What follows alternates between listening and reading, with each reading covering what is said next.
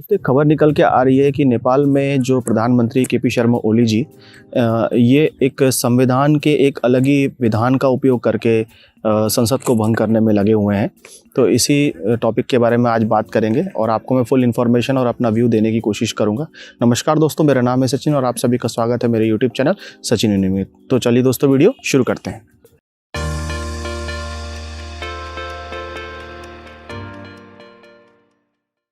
तो दोस्तों आप लोगों को बता दूं, केपी शर्मा ओली जो नेपाल के प्रधानमंत्री हैं, ये अपने एक विशेष अधिकार कह सकते हैं उसका उपयोग करके, जो कि हालांकि उनके संविधान में ऐसा अधिकार है नहीं कि वो संसद को भंग करवा सकें, और संसद को भंग करने का जो एक ड्राफ्ट है वो लेकर के राष्ट्रपति विद्यादेवी भंडारी के समक्ष जा कर के इन्हें पेश किया है और ये विचाराधीन है। अब देखें क्या कब होता है ये संसद भंग, परंतु ज़ोर शोर से हल्ला और बहुत विरोध का सामना करना पड़ रहा है केपी ओली गवर्नमेंट को। सारी पार्टियां, जिसमें नया शक्ति पार्टी के संयोजक बाबूराम भट्टराई जी और प्रचंड जी और जितने भी बड़े बड़े वरिष्ठ नेता हैं अलग अलग पार्टीज़ के, ये सब विरोध में हैं।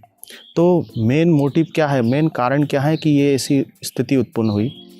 मैं आपको ये बता दूं दोस्तों कि संविधान के अंतर्गत जो संसद होती है, इसको डायरेक्टली भंग करने का कोई अधिकार डायरेक्टली किसी व्यक्ति को नहीं है। ये राष्ट्रपति के हाथ में ही होता है और नेपाल के संविधान के अनुसार अगर देखें तो वो भी राष्ट्रपति के ही हाथ में है, तब तक जब तक सारे मार्ग विफल ना हो जाए। अब प्रॉब्लम ये आ रही है कि इन्हें सारे मार्गों का उपयोग न करते हुए संविधान के अनुरूप संसद को भंग करने की कोशिश में लगे हैं। संविधान के अनुच्छेदों के अनुसार कि अगर कोई भी पार्टी अगर मेजॉरिटी में नहीं आ पाती या कोई कोलिशन गवर्नमेंट नहीं बना पाती, तो उसी केस में ही लास्ट में संसद भंग की जाती है, सभा को ख़त्म किया जाता है और नए आम चुनाव होते हैं देश में। परंतु इस केस में देखें तो कोई भी ऐसे रूट का उपयोग न करते हुए केपी ओली गवर्नमेंट ने हार्ड एंड फास्ट तरीके से संसद को भंग करने की कोशिश में वो लग गए हैं, जो कि एक तरीके से देखा जाए टेक्निकली गलत तरीका है, ऐसा नहीं होना चाहिए था। और देखें अब आगे क्या होता है। पर नेपाल के जितने बड़े बड़े बुद्धिजीवी हैं उनका यही कहना है कि केपी ओली गवर्नमेंट एक प्रकार के तानाशाही रुख का उपयोग करते हुए, एक व्यवहार का उपयोग करके देश को अस्थिर करने में लगी हुई है और संविधान के अनुरूप संसद को भी ख़त्म करने में लगी हुई है, जो कि सरासर गलत है और काफ़ी लोग इसके विरोध में भी हैं। और दोस्तों कुछ वक्तव्य जो नया शक्ति पार्टी के जो संयोजक हैं माननीय बाबूराम भट्टराई जी, इनने भी कुछ कहा है। इस क्लिप को आप देख लीजिए। नयाँ संविधानमा हामीले देशमा राजनीतिक स्थिरता कायम गर्नको निम्ति प्रतिनिधि सभाको कार्यकाल 5 वर्ष किटान गरेका थियौँ र विगतका अस्थिरतालाई ध्यान दिँदै बीचमा नै संसद विघटन गरेर अस्थिरता निम्त्याउन नदिने प्रावधान राखेका थियौँ। त्यस विपरीत प्रधानमन्त्री केपी शर्मा ओलीले संसद विघटनको प्रस्ताव राष्ट्रपति समक्ष प्रस्तुत गरेको जुन खबर प्राप्त भएको छ त्यो अत्यन्त दुःखद छ।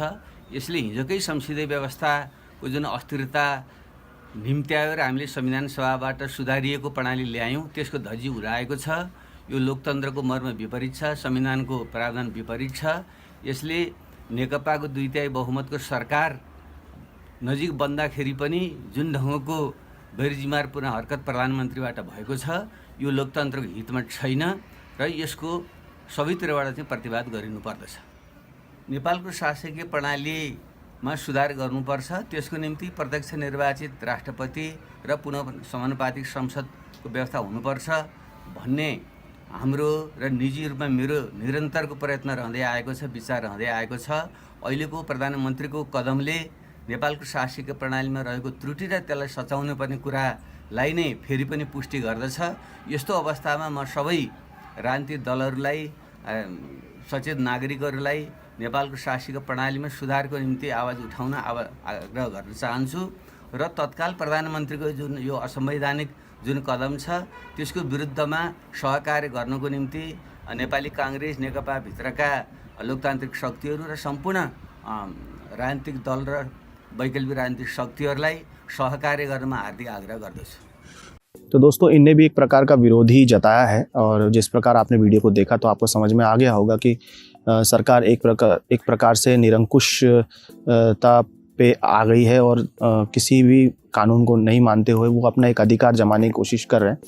परंतु मेरा ये कहना है दोस्तों कि केपी ओली गवर्नमेंट को हार्ड एंड फास्ट ना करते हुए, संविधान के प्रॉपर अनुच्छेदों का पालन करते हुए लास्ट में डिसीजन ले तो चलेगा, परंतु विदाउट अनुमोदन, विदाउट किसी दूसरे पार्टी को यूज़ करना, किसी दूसरे पार्टी को यह कहना कि आप आकर सरकार बनाइए, ये राष्ट्रपति के हाथ में होता है। राष्ट्रपति अपने विवेक से ये डिसीजन दे सकते हैं।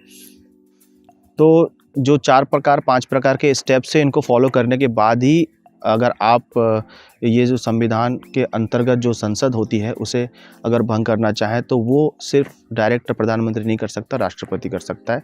2051 के आसपास, जो कि विक्रम संवत 2051 साल के आसपास का जो गिरिजा प्रसाद कोइराला जो नेपाली कांग्रेस के जो प्रधानमंत्री थे, उनने इस प्रकार का हार्ड एंड फास्ट तरीके से संविधान के अनुरूप संसद को खारिज किया था, जो कि शायद एक ट्रेंड में होते हुए, एक टेंडेंसी के साथ में लेते हुए केपी ओली भी वही करने की कोशिश कर रहे हैं, मुझे ऐसा समझ में आ रहा है।